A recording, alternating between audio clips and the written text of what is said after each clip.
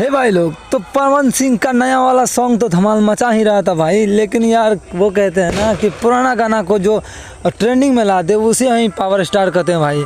10 साल पुराना गाना भाई फिर ट्रेंड किया है भाई। अगले बार जो ट्रेंड किया था वेब म्यूजिक वाले से, तो इस बार भी वेब म्यूजिक से डाला गया है एक गाना जिसका नाम है केरवा के पातवा पर।